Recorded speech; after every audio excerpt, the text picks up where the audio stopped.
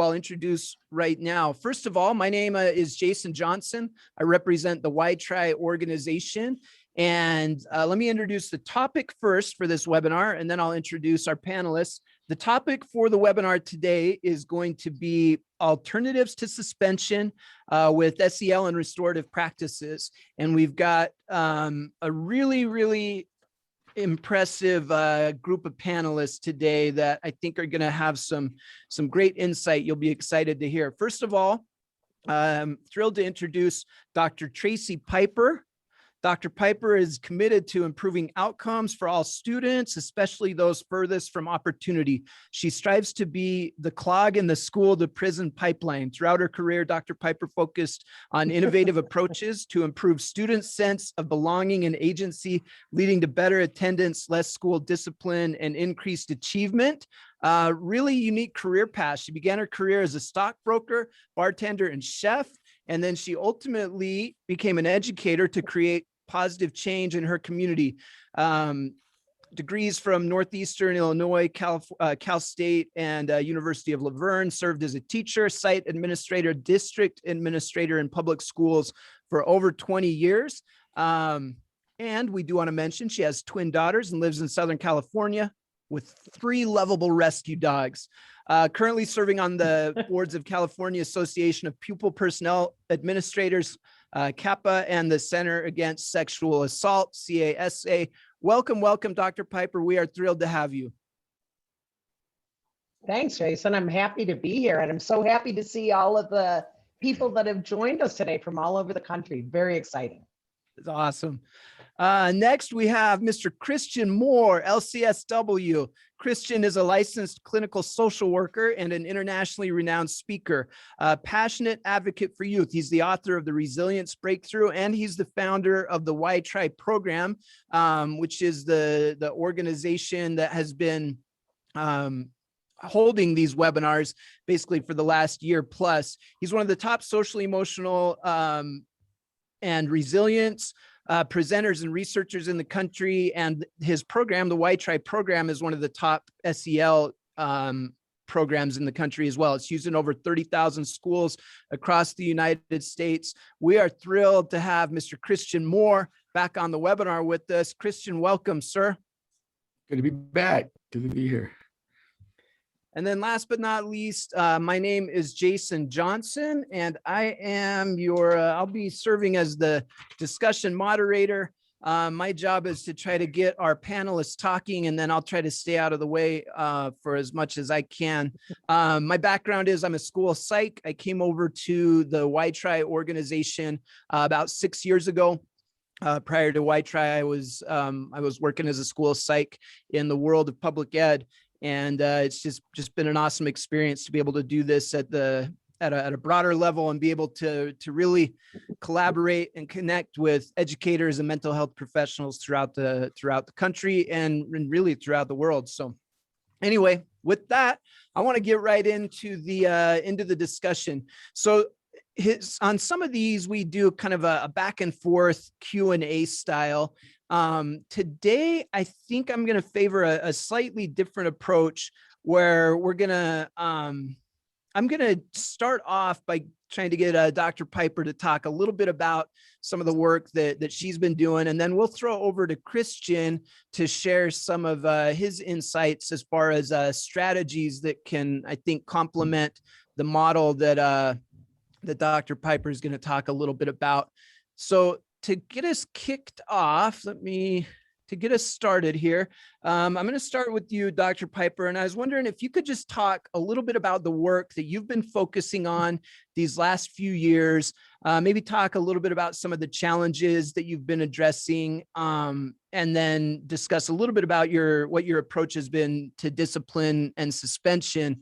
And with that, go ahead, get us started. All right, thanks, Jason. So I've been really fortunate. I've been in Hemet for about 6 years. Prior to that, I worked in Palm Springs. I started out like most school administrators. I was trained that suspension is what you do when kids act up in class. But I quickly found out it wasn't working very well, just like the research shows. So when I moved to Hemet, we had a pretty significant federal grant to put PBIS in, positive behavior intervention and supports. And it didn't, it was already rolling when I got here, didn't go real well. Teachers weren't very enthusiastic about it. And we were still experiencing super high suspension and expulsion rates. I know that suspension and other exclusionary forms of discipline are problematic because they don't solve the problem, they just move the problem. And as soon as we suspend a kid, the kid's gonna blame us and they're gonna disengage from school. And then we just pop them right back into a classroom as if nothing happened. This doesn't make teachers happy, it does not make students happy. So it's not really a very good model, depending on what you believe school discipline is about. So I'm gonna say that I believe school discipline is about changing behavior. It's really not about punishing people necessarily. Consequences, absolutely. But if it doesn't change the behavior, then it's not really very effective. And that I know they mentioned at the beginning, me being the clog for the school to pipeline, school to prison pipeline. The school to prison pipeline starts with suspensions. I mean, when you start suspending kid, you're really just building your case to expulsion, which eventually forces a kid into more and more intensive types of behavior interventions. When we're adults, we call behavior interventions prison. So if we can keep them off that track to begin with, then we have a much better chance of preventing them ultimately ending up in a place where we really don't want them to be. So my goal has always been, how can we get in front of it? How can we stop the student from being suspended the first time? I know that when I suspend a student, that they have about a 60 to 70% chance of reoffending and being suspended again. So I wanted to see how I could reduce recidivism rates. So even though they might have had a behavioral mishap, there was hopefully a way that we could turn them around and help them to make different decisions and have different goals for themselves in school. That's awesome. Yeah, and I'm gonna brag on you a little bit, and you can talk specific numbers if you want, but you after kind of implementing this model, this approach that you've been involved in, you saw a dramatic reduction in recidivism rates, correct? Well, we did two things. We reduced suspensions dramatically. Now, sometimes that can be a double-edged sword, right? Because teachers might say, oh, you reduce suspension, just means you left kids in school.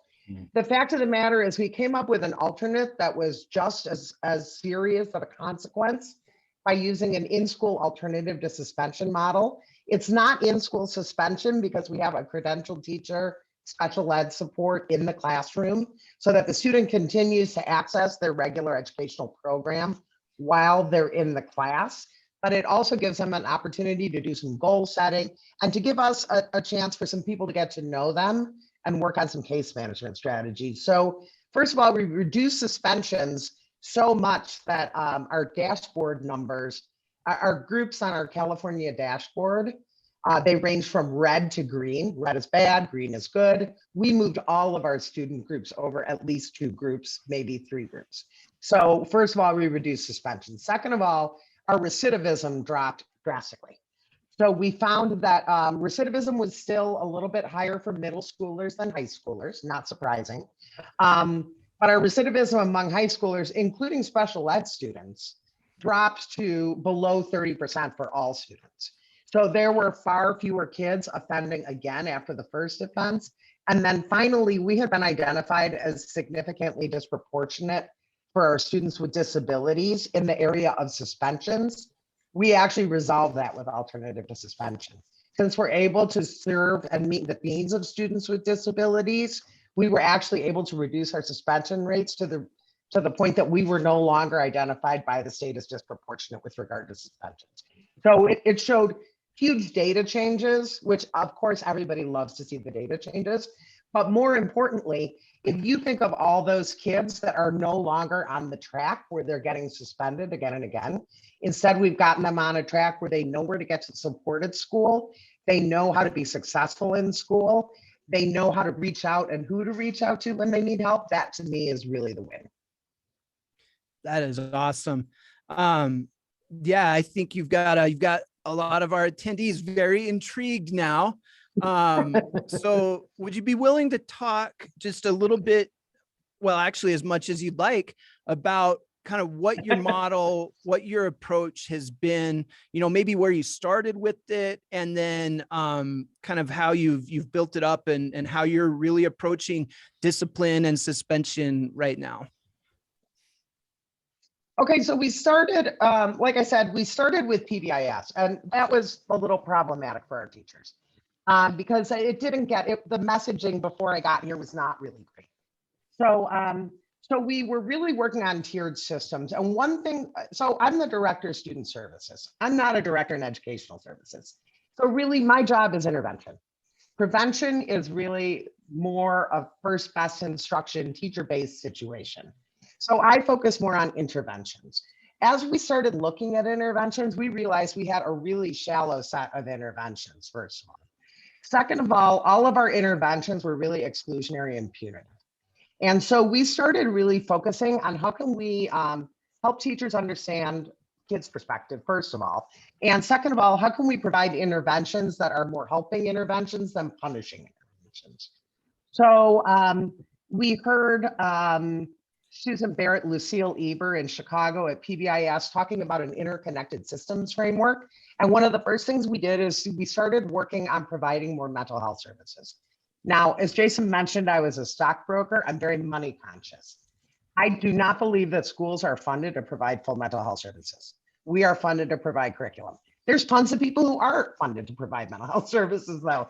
So we began reaching out to our community partners because we know that kids are 7 times more likely to access mental health services when we provide them in schools, as opposed to going somewhere else. So we started partnering with local community health agencies and bringing in services to the school so that students could be part of it.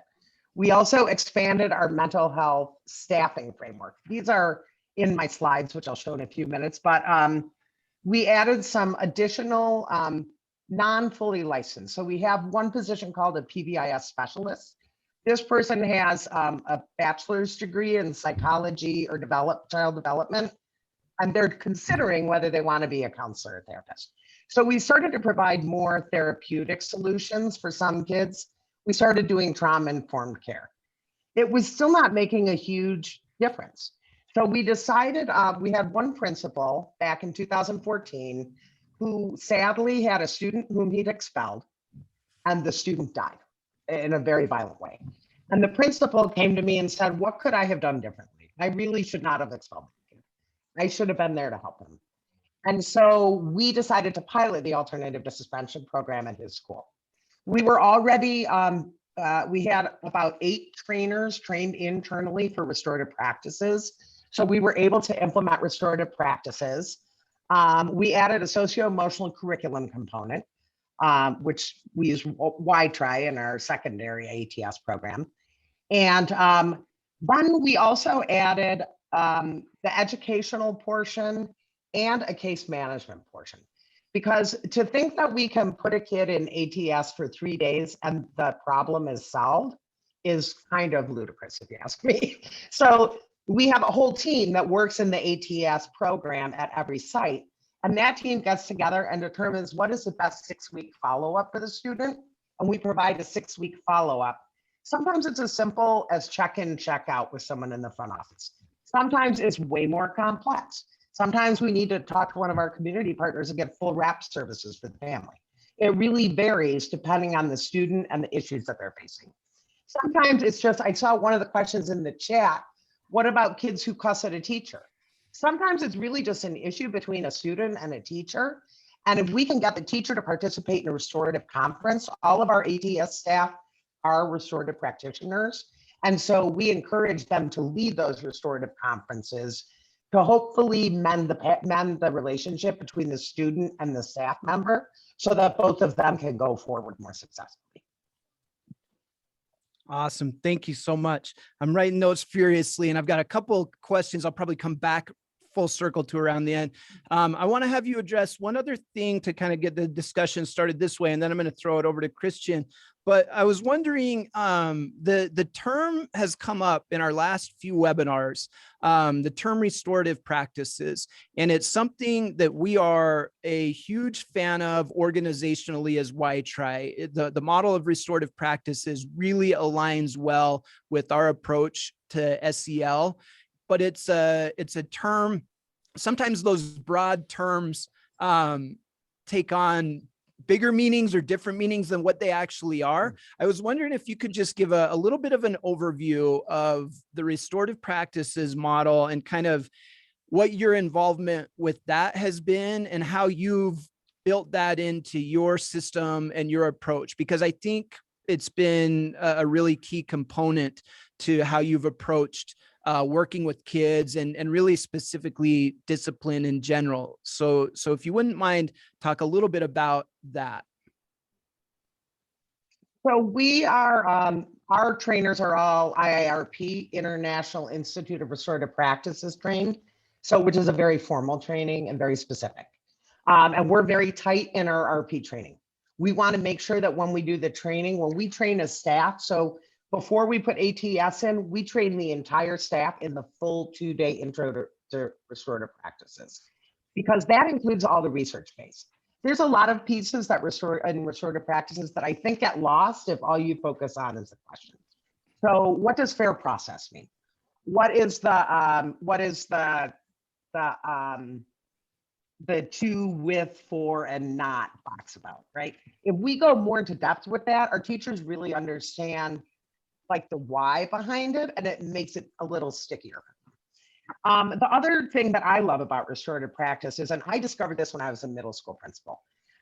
So first of all, when you ask a student why they did something, I'm going to tell you 98% of the time, they don't know. You can probably ask most adults who mostly don't know why they do things, right? Like, why did I put my socks in the dryer first? I don't know, because I felt like it that day. So why in restorative practices, we call why a blaming question. Because why it really is inconsequential what the why is. The other thing that we tend to do as administrators and teachers, and so I have twins, as Jason mentioned. So when my daughters were small, I'd be making dinner and I'd hear a ruckus and I'd turn around and I would see Grace hitting Stephanie on the head with a toy. And I would say, Grace, stop it. Okay, I saw you hit her. Stop it. You're in trouble now. Well, the fact of the matter is what I didn't see was that Stephanie pulled food off of her tray first. So generally, we don't see the whole picture, is my point. We see a snapshot. And then we make assumptions based on that snapshot. When we take a moment to ask a student what happened, that gives them an opportunity to actually tell us what happened. And sometimes there's way more to it than we thought there was, first of all. The second thing is, and some people like to skip over this, what were you thinking at the time and what have you been thinking since? That what have you been thinking since is a magical question, because kids really do. If you say what happened at the time, they'll say, I was so mad. That kid, blah, blah, blah, right? But if you say, what have you been thinking since? A lot of times they'll say, well, I've been thinking I probably shouldn't have hit him. So they will actually come in their own mind to the conclusion that you probably want to provide for them. And when we do things with people, instead of to them or for them, they're far more likely to change their behavior. And so that restorative practices, like conceptual underpinning, is really key to our success. That is awesome.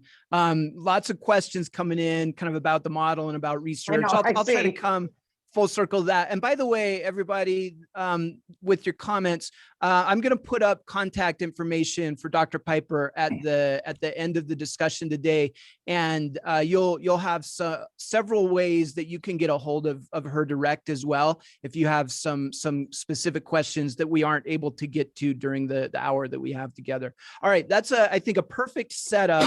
I'm going to throw it over to Christian now, and Christian, just want to see if you have anything you want to respond to anything Dr. Piper said, and then I'm going to also ask you to maybe share some strategies that you have in mind that can help complement these models that Dr. Piper's described. That's awesome.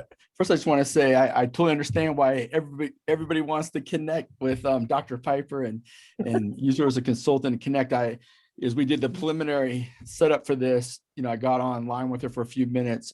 And, I've been studying, alternatives to suspension for years, looking at this stuff, and she blew me out of the water on how comprehensive. So to me, it's really an honor to be on here with her. And the other thing I want to say, and we'll probably talk about this more at the end, but this is literally her last day at work. And so I'm even experiencing some emotion after I've learned about her career and what she's done. And so again, it's to me, she, I've had a little interaction with her. She's already become a hero of mine and a mentor. So I'm going to go through my stuff real quick. I want to get her back on there as soon as possible. I just want to, the first thing you asked me, just respond to some of the stuff that she said. I think your statistics are, say all that need to really be said. I mean, what you've done to turn around so many kids' lives is amazing. I love what you said about, as we look at discipline, the real benefit, if there's any benefit to discipline, is that it changes behavior. If it doesn't really change behavior, if it makes the student more angry. I think of the first few years of my career as a social worker, man, we were coming down with these punitive things.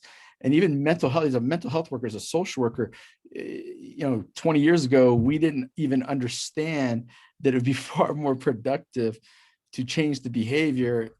The world, I guess at that time, was so into accountability that there are things much higher. And your insight on that is amazing. I love what you're doing to combine really getting to know them with your case management. We'll make sure we have more time later to go more into your case management. But I think it's also really powerful, Jason. I thought that was, and we might want to have her take a few more minutes on that, is what she talked about with students with disabilities. That's near to my heart. I was a special ed student, and proportionately we make up these numbers in such high ways. And I think, and anybody out there who works in special ed, is working with kids with disabilities, please pick up the phone, text her, get a hold of Dr. Piper, because I think she's really doing some innovative stuff there. And then, getting away from punitive interventions and really emphasizing mental health. And I wish we would have been doing that years ago, but I'm glad to see, and I think we're going to see more of that coming out of COVID. There's a quote I had for years. I would tell people, punishment without relationship creates rage. Punishment with relationship and support tools and connection creates, healing, creates change. So anyways, I just want to thank you for all you're doing there, Dr. Piper. Now I want to just share a few interventions that I've seen, and I've seen a lot. WhyTry has been used in literally hundreds and hundreds of in-school, suspension programs and stuff. And there's some underlying themes that I've seen where people have used us that have really worked. And I want to kind of highlight those themes here, and I'll get into more detailed specific tools in a little bit. But first, I want to just emphasize having a school climate that communicates to the student that you're highly needed here and you're wanted here. I know even as an adult, when I walk into a room, I know in seconds if I'm really wanted and needed someplace. And at 50 years old, when I'm not really needed someplace, I want to get out of that room as fast as I can. And I think with these kids, they pick up on that too. I mean, it is a huge human need to be wanted and needed no matter what. And when I see, I have visited literally tens of thousands of schools, and when I see that environment, especially in a alternative to suspension situation, kids love that. They know if they're wanted. And I know Dr. Piper didn't talk about that directly, but I already know she's already making that environment happen. And that's why you see those statistics with, those statistics that she just shared. Just that overall message, you have value in our school community. And, to me, this is a really important step in this restorative model. Next one I want to emphasize is it's important that students feel that their school is a place that they feel safe to even mess up and fail. And you would think, the purpose of school is not to fail. But I think this is really important. And I think our society is understanding this more and more, that to be safe to mess up, to make a mistake, to fail is so important. It's interesting. The corporate world is embracing this like crazy right now. The workplace used to be the same way, is that you couldn't fail. But now everybody from Google to Apple, They're even setting up times during the day, corporations, where people can mess up, they can make mistakes, they can fail, because that's where innovation takes place. That's where human growth. I mean, if you're walking around in a perfection type of system and you can't mess up, you got to get the perfect grade, the perfect score. What we're realizing is striving for perfection sometimes does not even get the best out of human behavior. It doesn't get the best out of people. You know, we look at Brene Brown's work with vulnerability and being authentic.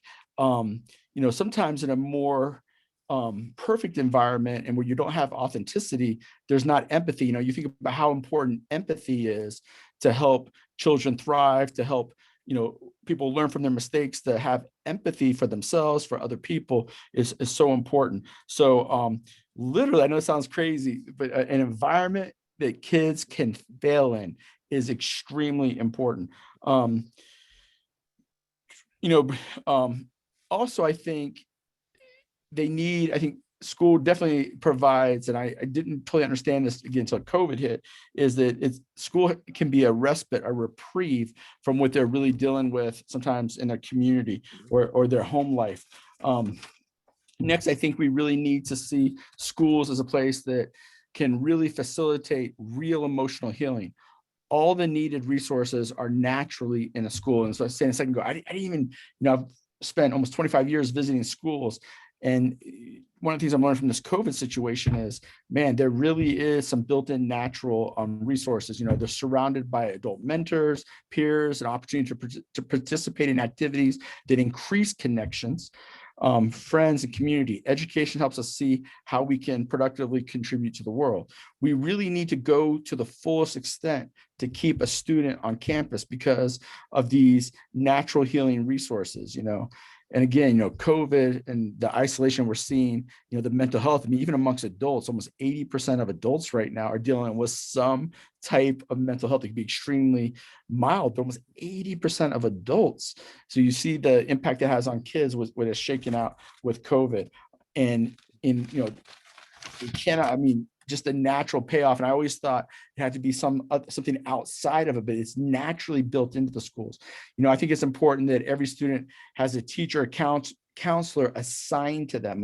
In schools where I've seen kids really thrive and really lower suspension and stuff is when they have someone that's kind of a safe person. My son's was in a middle school last year that literally had a teacher or a counselor assigned to everybody. Every teacher counselor had about 10, 15 kids, and they knew they could pull that teacher aside, and that teacher was already trained if, you know, if they were suicidal or dealing with real depression, to refer to a mental health specialist.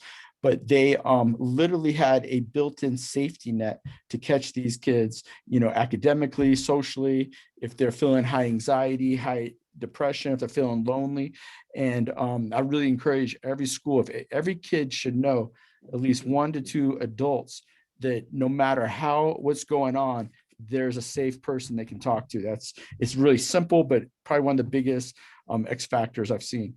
The next one is a need to emphasize a culture of understanding and compassion. You know, you'll see your peers make mistakes, adults make mistakes. And it's interesting when people mess up or they make mistakes, you know, there's an opportunity to laugh at them, put them down, disrespect them. But, you know, just having a theme of, look, we already know everybody's going to mess up. To be human is to mess up.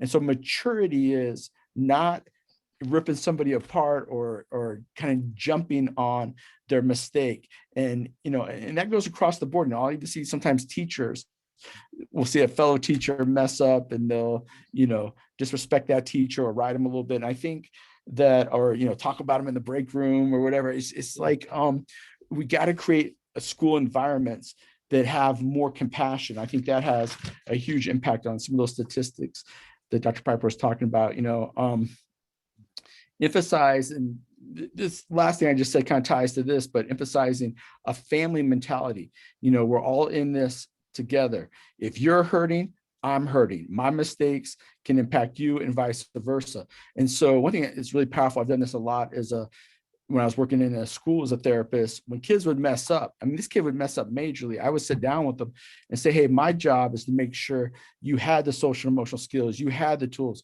So I would even take some ownership. I'd say, hey, I should have ran a group. I should have reached out to you, is just as much my fault. And you can see these kids light up like a Christmas tree.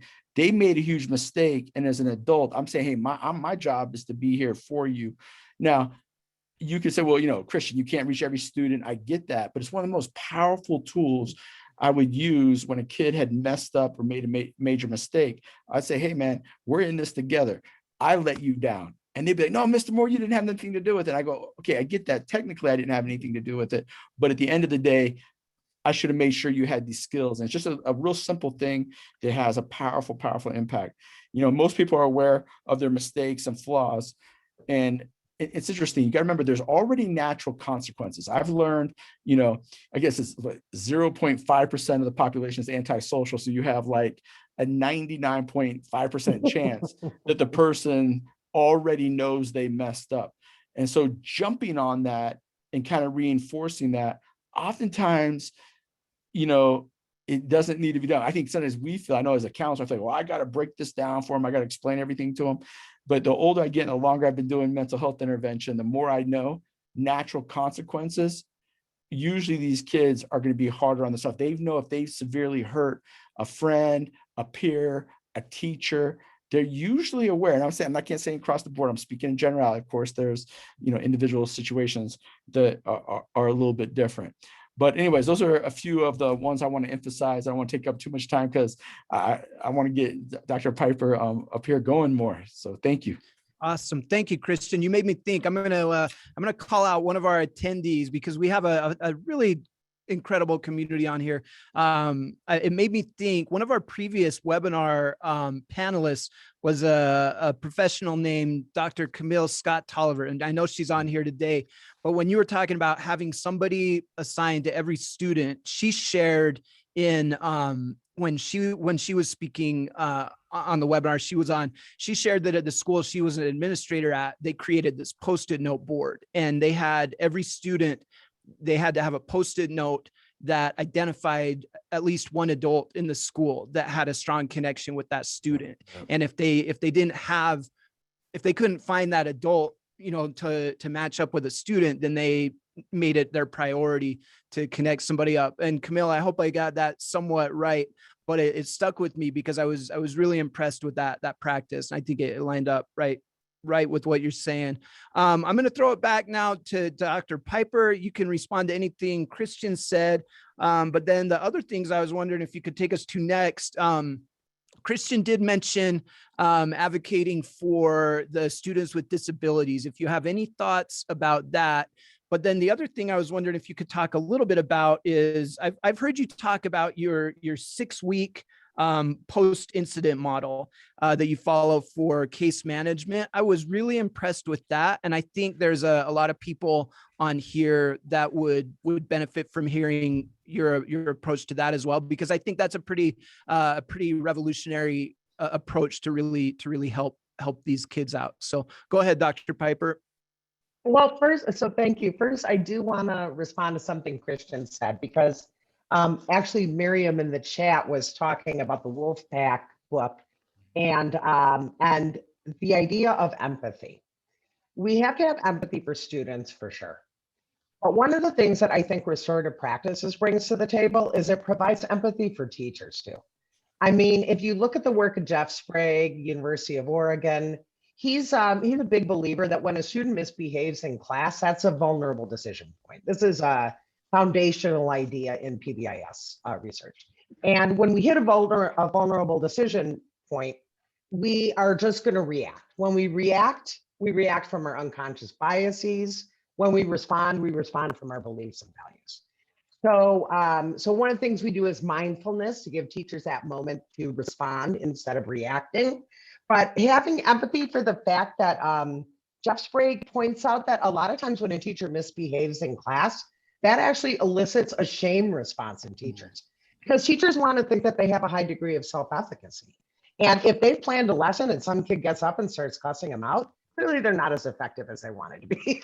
And so this whole idea of when we get to misbehavior in class, not only recognizing that the student is going through something, but now the teacher is in a position where they have to experience the shame-based response in front of a whole group of people that they are leading in instruction.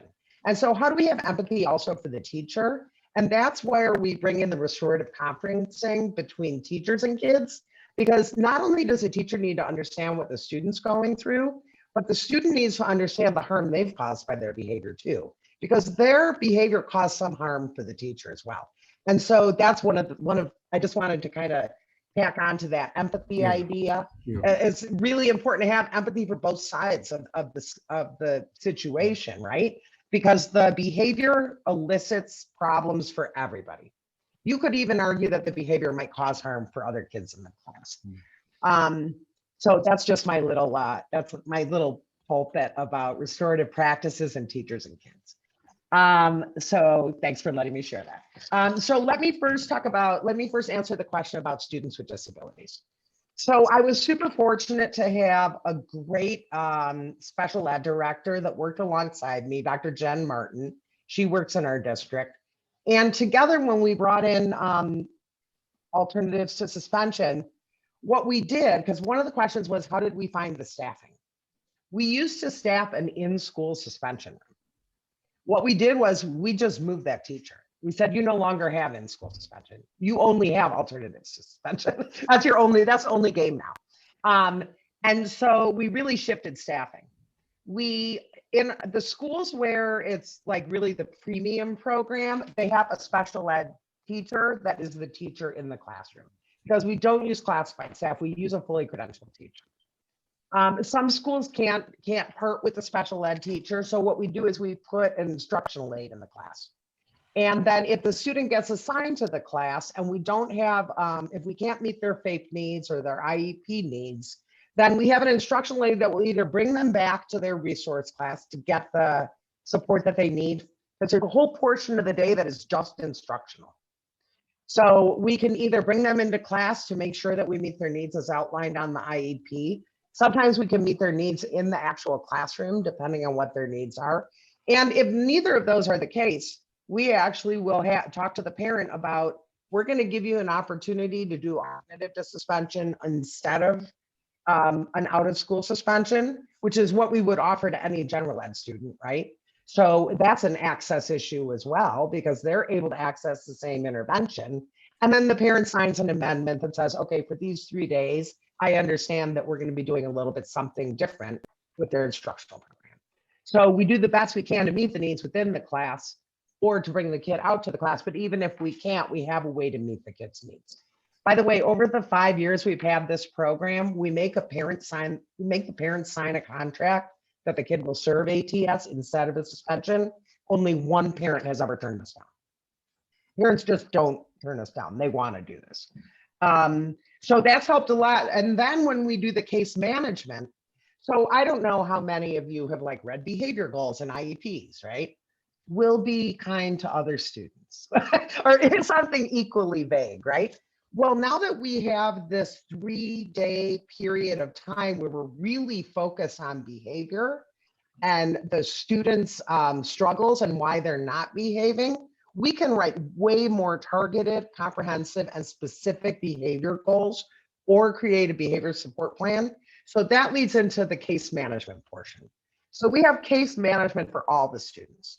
And it really depends partly on what the offense was, right? Because we do want natural consequences. So if students are fighting, part of what they need to do is they need to do some socio-emotional skill building. We happen to use WhyTry in our ATS classes. So we pick a skill and then we let the students' teachers know what skill they're working on. And we have a staff member that then follows up with the teachers to make sure they're doing a good job working on that skill. So maybe it's crawling out of the pot. They have to get away from the friends that are not doing them justice, right?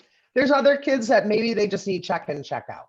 Like the example I use is, if you're messing around every day at dismissal, you better believe I'm not going to let you be at dismissal. You're going to do check in, check out with me the last 3 minutes of the day. So I don't need to keep you an hour. I need to keep you 2 minutes so you're not in the mix, right? So it can be very small and targeted like that, or it can go all the way to maybe we need to bring in one of our outside providers to provide services for the kid. If the kid is bringing drugs to school, maybe we need to provide at our schools Teen Intervene, which is a brief intervention We also have more full-scale interventions available to our community partners. Or if it's a special ed kid, we may be revamping their IEP behavior goals or creating a whole new behavior support plan based on what we learned of the 3 days under the microscope in the class. These classes are very small. They're no more than 12 kids at a time.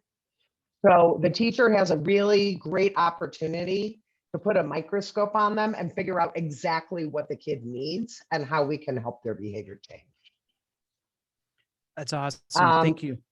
I'm sorry, go ahead. So I was wondering if you could talk a little bit about that 6-week post-incident model. I was really impressed with that. And I think some people would be interested in hearing kind of how you laid that out.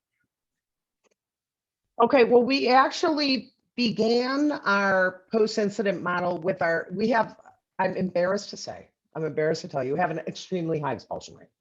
I have not fixed that.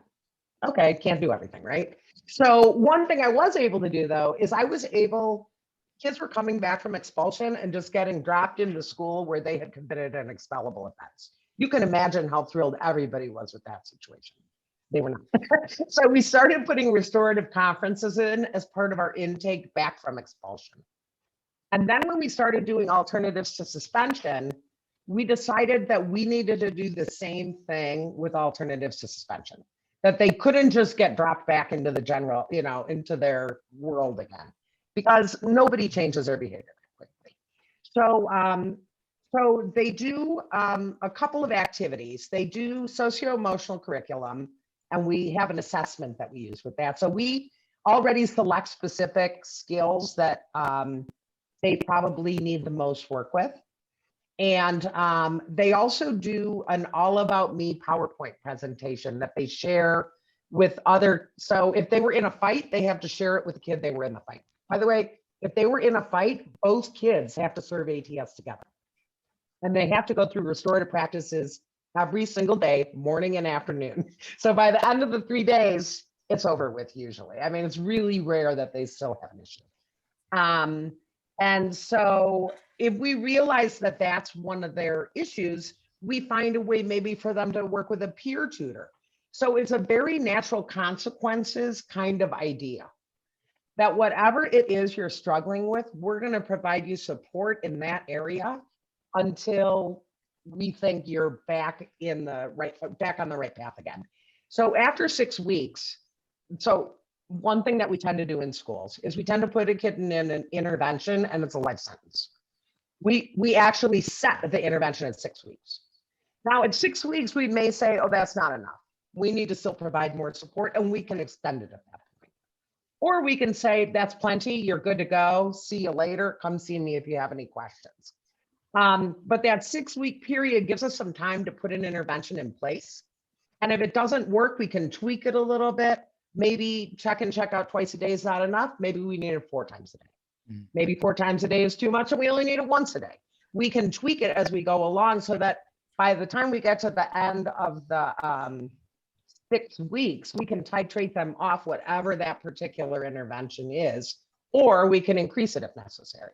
So, and so we have a whole team. We have our PBIS specialist that's our classified, like kind of quasi mental health person. We have a mental health, actual fully licensed therapist in our high schools.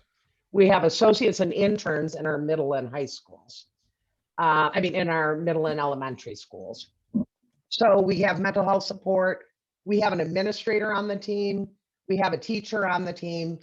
Truthfully, in ATS, the best teacher you can pick is a teacher who has a lot of credibility with other teachers in the building. Because then they're able to go and have a conversation. Well, this is the follow-up this kid needs. Can you get back to me at the end of the week every week? And they'll go in, if they have a slow day, they'll go in and sit with a kid in a class or give the teacher feedback. So those teachers really are there to support other teachers as well as the students. That is awesome. Thank you so much. Last question on this section, and then I'm going to throw to Christian, and I'm going to kind of combine 2 questions. So right now there are the chat is kind of really alive right now with people saying, I want to do this. How do I do this? Where do I start? So the two questions that I have for you, maybe you could respond to are, first of all, where would you recommend somebody start? Let's say that they are a classroom teacher or a counselor. Maybe they don't have a position or a title that they feel like gives them the platform to just go in and influence a whole policy change. So where could like an individual educator start moving in this direction? And then also any tips you have for buy-in. A few people have indicated that sometimes the buy-in side of this can be difficult as well, because to really do this at a systemic or institutional level, it is critical to get buy-in from the key players. So how would you respond to those two things? Then I'll throw it over to Christian. So a couple, and I know a lot of people like the specific research. So I'm going to mention a couple of specific things. I'm a big Malcolm Gladwell fan. And I believe that things catch fire as you get more people on board, right? And you get to a tipping point and then they take off. So if you look in the improvement science world, one of the things in improvement science that they really focus on is finding positive deviants. So a positive deviant would be if everybody was misbehaving and then you have one kid that's doing the right thing, they're the positive deviant. So how can you find other staff members that are like-minded, that are positive deviants? So even when I first started as administrator, I call them doves and hawks, right? Doves are like, I'm going to keep you in my class at all costs. Hawks are like, bye-bye. So we're all somewhere on that continuum. None of us are at either end. And probably in our careers, we move back and forth between that continuum. You want someone that's probably more in the middle. And if you can find a positive deviant to help you with the work, that's helpful, because then you can start kind of spreading the word and building your coalition, so to speak. The other thing is it's really important to share positive successes and positive stories. So when we first started alternatives to suspension at one of our middle schools, the middle school teachers were not mine. And so there was a teacher that happened to be very active in the union.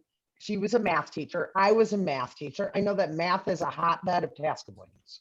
So I know what the issues are in a math class. The ATS teacher went to the math teacher. She and I both went to the math teacher and said, look, we know you had a problem with this kid in your class. We're not saying that that's okay behavior, but would you be willing to at least try a restorative conference? And the teacher surprisingly agreed to it. It went so well. This teacher went out and did our work for us. We didn't have to do a thing. This teacher went out and told everybody how great it was. So again, if you can convince one person, and especially the right person, to be the positive deviant, if you can share, and then we shared that success. We told her story to everybody we could. She told her story to everybody she could. And then more people were willing to give it a try. And then if you're always thinking, well, it's my daughter was a Girl Scout camp counselor. It's just a brownie bite. Just going to take a brownie bite of restorative practices. We're not going to give you the whole thing. So if you can start small and kind of build that way, I think that's really helpful. That's awesome. Thank you so much. Christian, go ahead and respond to anything you've heard that you would like to, and then wondering if you have any additional thoughts on strategies to help complement these models being presented. Yep. I just want to add one thing real quick to the buy-in component that we were just talking about. One strategy I've used a lot to help create buy-in is, I talk to educators a lot about, we become educators, we go into education because we want to give opportunity. We know education creates opportunity. It creates change in people's lives. And I've noticed there's a momentum that happens for buy-in for alternatives to suspension is when when the educators see kids get a second chance and you see the kid's life completely change, like it's almost a different student. That to me, I've seen the buy-in, like they'll start knocking my door down. Oh, we need to be doing more of this. We need to put more kids. And then I've even seen kids that aren't even in trouble will see, oh my gosh, there's this place over here. There's this classroom where they're giving kids second chances. They're kind of celebrating their failures and showing them how to bounce back. And I've literally had mainstream straight A students that have scholarships to major universities go, I totally wish I could be in that classroom, because the other kids are hearing about the change in the students' lives. The teachers are talking about it, in the faculty room and stuff. And so to me, that's been something I've seen that's been really powerful to get buy-in. It's one of my favorite quotes from Helen Keller. She says, the highest result of education is tolerance. To me, a second chance, when the people who've given me a second chance, there's no story of Mama Jackson, they tolerated me at the highest level. Tolerance is one of the greatest gifts we can give another human being. Forgiveness is our deepest need and highest achievement. A gentleman by the name of Horace Bushnell said that. Forgiveness is our deepest need and our highest achievement. And I think when we bring that tolerance and we bring that forgiveness, to me, I've seen just create huge momentum in a school and change school climate a lot. The other thing I've seen that's really powerful, and this is something that Jason has really mentored me on, I created the book, The Resilience Breakthrough, and Jason kind of added another element to resilience called resilient listening. And this has a huge impact on school climate. And when we're working with kids, especially with kids with disabilities, kids with behavioral issues, is to listen. And it's almost like listening on offense a little bit, but you're completely present. You ask questions, you're non-judgmental as possible. It's kind of an active effort and focus by the listener. You try to sense what the bigger idea or feeling is behind the emotion and the behavior. You validate their feelings, even if you don't agree.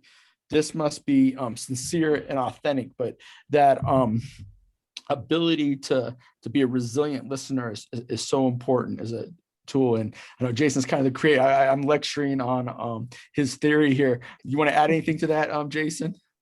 No, you got it. I represented your theory. Okay, all right, that's good.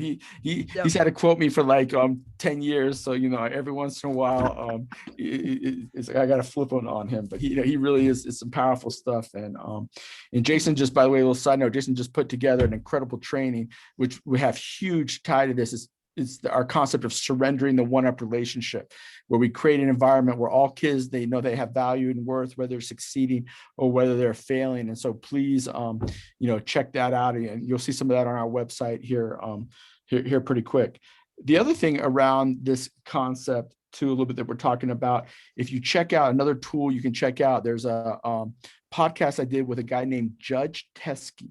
He's one of the most incredible juvenile court judges in the country. It's like transforming it. Like he's done things like left the bench, sat down next to a kid and say, hey, tell me the real reason why you committed this crime, what led to it. And this girl one time opened up and just expressed, she had been abused by someone. And he was like, no, you're the victim. And I'm going after the perpetrator. I mean, this guy is no joke. And he's doing some incredible work around this issue. He decided to kind of surrender the one up by making sure no child comes into his courtroom in chains. An African-American grandmother who saw her son coming into the courtroom with chains on him said, hey, this is so disrespectful to our heritage, our community. And he's helped pass legislation nationally to do some of this stuff. So please check Judge Teskey's work out. It ties to a lot of the stuff we're talking about right here. And you just go to the Resilience Breakthrough podcast. You can see that podcast. The other thing I want to emphasize is, I'm a big fan of educational projects that focus on the mistake or the harm they cause. And the goal is that they become an expert on whatever their mistake is or the harm they caused. If they bullied someone, they do research on the harm of bullying, and its lasting impact. So they literally go to school on whatever their mistake is. And I've seen incredible change in students' lives when they did that. A huge advantage I always point out to people is I got to study human behavior, for now almost 20 years. And, the insight that gives me on being a better father, better husband, a better human. I wish everybody could study social work or mental health, because it brings that awareness. So if they steal something, for example, they learn how that impacts the school, the community, how people feel violated. If they are constantly disrespecting a teacher constantly, they learn how that impacts the teacher's life, and they learn real empathy and stuff. And if they're truant, they see how that directly impacts their economics. So purpose of education is to get more information, more data, you can make better decisions. And I've seen in school suspension where kids become experts on that. Then a lot of times what I'll do is I'll have those kids share it with younger students, what they've learned. Like, they'll take their mistake and they'll say, you don't have to share what you did wrong, but now you're an expert on this topic. Hey, I'm going to have you go share. If it's a high school kid, I'm going to go have you share it with the middle school kids. And they light up like a Christmas tree. They walk out of there going, oh, wow, man, I took this mistake. And they'll never even tell the younger kids, what they did, but they'll go in with powerful expertise. And I've seen that be really, really effective. I saw a couple people, I think 2 people mentioned the use of circles, which is really powerful when you get kids together and they're able to express what their challenges are and connect with each other socially and become a support system to one another. It's so powerful. The next one I want to emphasize is they can express, what they learned from their mistake in some type of art form, writing a short story. And I'll say, hey, just make up the story. It doesn't have to be specifically about you, but make up a short story around the conflict or the fight or the mistake or being what it was like to be in a gang or something, where you keep confidential with you, but just write a short story about it. They could create art, like a collage that expresses their feelings. I always like to do the graffiti wall, where you can express anything on this kind of fake brick wall. They can go tag and just express their real emotions. The thing that's really powerful I've done is having them create a short media clip that ties to their mistake, what they learned about it. And, these kids love to engage with media. One of my favorite unorthodox approaches is when a student messes up or breaks your trust, you do the opposite. So if someone breaks your trust, right, you would give them less responsibility, right? Less trust. And one of the most powerful things I've seen is when someone breaks your trust, to increase your trust in them. Would you think that'd be the most stupid thing you could do? With kids, I don't know what it is. I can promise you, 80% of the time, they'll earn your trust when they know you've let them down. I had a science teacher taught me this several years ago. A kid had stole a bunch of her equipment, resold it online. And, of course, she was furious. And the kid, did some restitution and stuff. And then she had him be in charge of taking care of all the equipment. And she left him with the equipment. And she even showed him how he could go legally buy some of this stuff. He created a little business around it. And she just increased. The kid totally frauded her, disrespected her, and she literally surrendered the one-up relationship and created an environment for him to have some responsibility. And sometimes doing the opposite of what's logical is some of the most powerful things I've seen in alternatives, just suspension. Because of time here, I better get a couple of these real quick. Let me emphasize this one here because of time. I want to share a couple of resilience interventions that I think are important. In our resilience work, we have 4 sources of resilience, where resilience comes from within. I've kind of created some questions that tie into these 4 sources. The first question is, and I can maybe have Jason post these later. I'll just do these real quick. But these are kind of my 4 questions that tie to each one of the sources of resilience. The first one is relational resilience. How has my behaviors impacted relationships in my life? How can I use this challenge to make amends and improve respect and trust in the relationship? And then why is trust needed in relationships? And then under street resilience, is you use any type of disrespect or past mistake as a fuel source not to give up. And the question is, how can I use the feelings of judgment and disrespect from others to prove to others, I am bigger and better than the mistake I made? And then the third one is resource resilience. What resources, skills, or talents can I use to help or give back to others. And so that's one of the most healing things we know, and especially in that restorative practice, is that giving back. And then rock bottom, resilience. How can I convert this challenge into the resources or an opportunity to create change in my life? And those are some of the questions that that kind of tie to those four sources. And then one of the other things I try to emphasize to kids, again, is that turning outward. I kind of pulled out, we have 27 boosters in the book, and one of the boosters that really applies to in-school suspension is teaching kids to turn outward. When we mess up and feel bad, it's easy to turn inward. I know when I'm going through a hard time, I go inward, but we got to really get these kids to turn outward. It's interesting, and this is in my book, there's a relaxation hormone called, oxytocin is released when we engage with others during stressful times.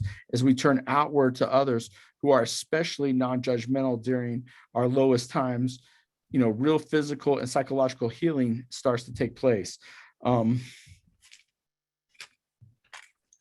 And then the next booster is, don't make things worse. I'll just probably end on this one is when we have a crisis where we've messed up, is not to make things worse. I have a grandfather that was in World War II, shot out of a plane, and man had been through everything in life. And I went and lived with him as a teenager in flood. He had his beautiful home he built with his own two hands. And I went upstairs, turned the bath water on, and there was a ceiling fan. We're sitting there eating dinner, and there's a ceiling fan right above the kitchen table, and water is just squirting everywhere out of the ceiling fan, shooting water. I flood this guy's house to thousands of dollars in damage. And he just stayed calm the whole time. I'll never forget this. He's like, "You're more important than this house. You're more important than the mistake you just made." And he didn't make things worse. And I think that that's one of the most powerful things we can do when these kids mess up. They make a mistake, man. That punishment, and we know the research that Dr. Piper talked about, that punishment often makes things worse. And we really don't need to do that, man. We as a society, we as humans are progressing, and we know unconditional love will always be more powerful than conditional love. Conditional love tends to build in punitive approaches, tends to build in punishment. Unconditional love creates long-term motivation. And so I admire the work they're doing. I'm sorry if I took a little bit too much time, but I get excited about the specific tools. But I think some of those tools in combination, especially, one thing I love that you're doing is the ability to have I say there's more opportunities for these kids. Like when they mess up, they make mistakes, they really see it as a stepping stone, and it's something that can make them more mature.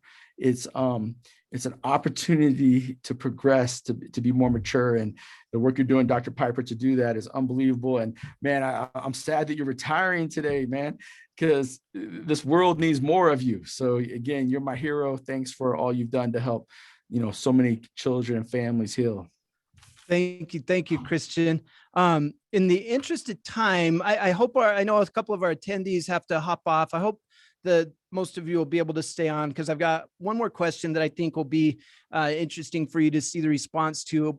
But we've barely scratched the surface. Dr. Piper has incredible insight on things like equity and other big issues. And I think we're going to have to arrange maybe a part 2 of this because we have barely scratched the surface. As Christian mentioned, today is Dr. Piper's last official day before retirement.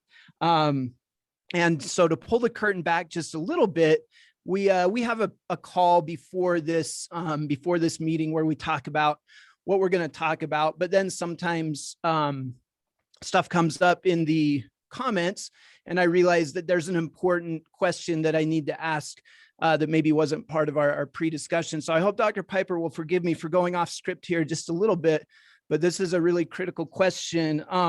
This question is, Dr. Piper, how do you feel about being the first recipient of the National Resilience in Action Award in 2021? Well, thank you. Because it turns out, and I'm going to call Vicki in. I think Vicki's helping out. Go ahead. Go That ahead. even though I'm retiring, I'm going to stay in the work. This work is really important to me. And It I just is. want to spread the work further and wider. So I'm retiring from a school district position. I'm not retiring 100%. But if that's true, I'm like super honored. I'm very honored. Well, I wanted to surprise you and let you know that you are officially the Congratulations. first recipient. Ah, hey, there it is. Look at that. Look at that. All right. Woo. My That's gosh, awesome. that's so sweet of you. Thank you so much. So Hey, I we can't. started getting word several months ago about the work that you've been doing and the impact that you've had on your community and on the lives of these kids. And Jake Tebow, who's the program director in California, has really been pushing for this. He's been kind of keeping me posted of the work that you've done improving recidivism and really reshaping how discipline and suspension has been approached. And there's not, all of us as educators want to leave our mark. And I think we all do in our own way. But I think it's a really unique individual that can really say that they reshaped a whole approach to something like discipline or suspension in their community. And you have absolutely done that. And we wanted to honor you with this. This is our highest award that we issued. You are in the company of civil rights at historic civil. I'm not kidding. We've given this to a historic civil rights advocate, to some of the top educators in the country. And we've been so impressed with the work that you've done that we wanted to make sure that we got this to you live on air and hopefully surprise you a little bit with a sneak attack right before you retired. Christian, do you have anything you want to add on awarding Dr. Piper with this? I just want to reinforce what Jason was saying. Your innovation has been absolutely incredible. You've been willing to think out of the box and do things in the best interest of students. And, I've been doing this long enough. I've worked in 30,000 schools across this country.